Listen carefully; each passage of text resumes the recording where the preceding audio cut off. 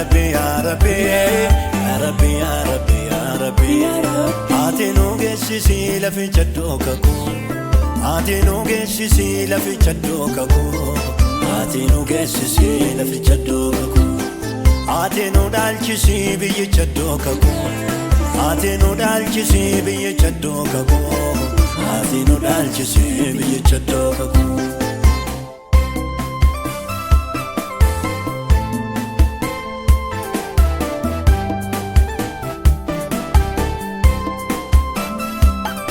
Ayyena deemanii dhabii dadhaabanii ati nu geessisi laficha dhookaku.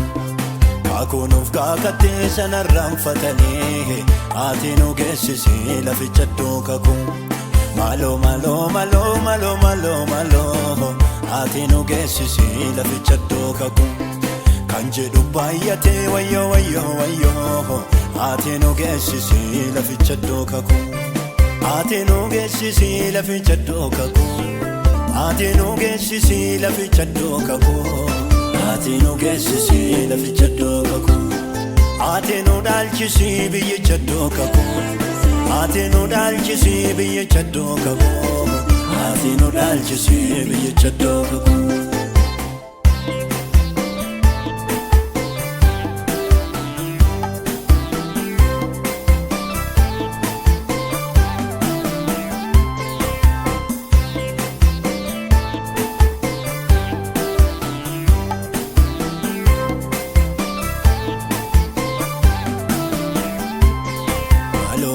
Malo biyyi lafaa didee dubbii jabeessera.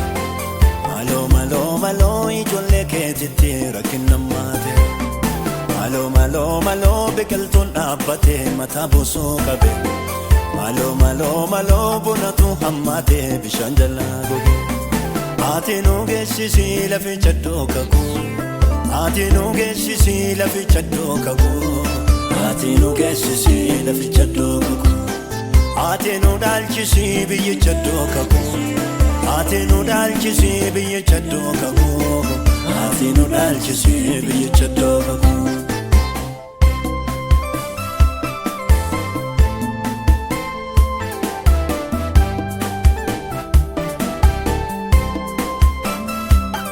Murtiin jallaateera dubbiin ammaateera. Ati nu geessisi laficha dhookaku. Adiiniif gurraachisi didee wal borceera.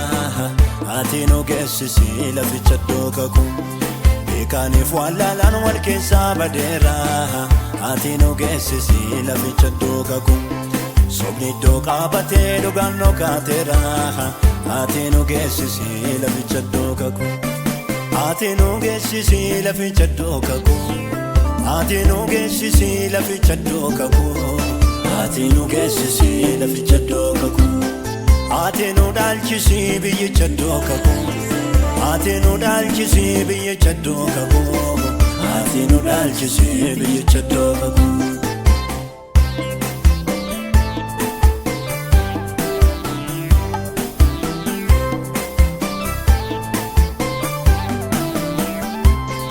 Wayyo wayyo wayyo xinnaaf guddaan qabu hunduu wal bahaata.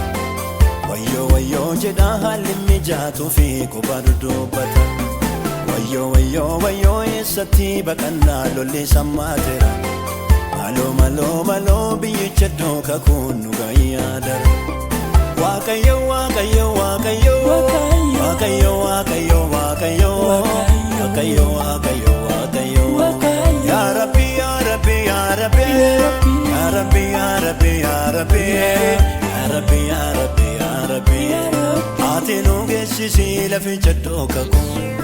Ati nu geessisi laficha dhookaku. Ati nu geessisi laficha dhookaku. Ati nu dhaalchisi biyyicha dhookaku. Ati nu dhaalchisi biyyicha dhookaku. Ati nu dhaalchisi biyyicha dhookaku.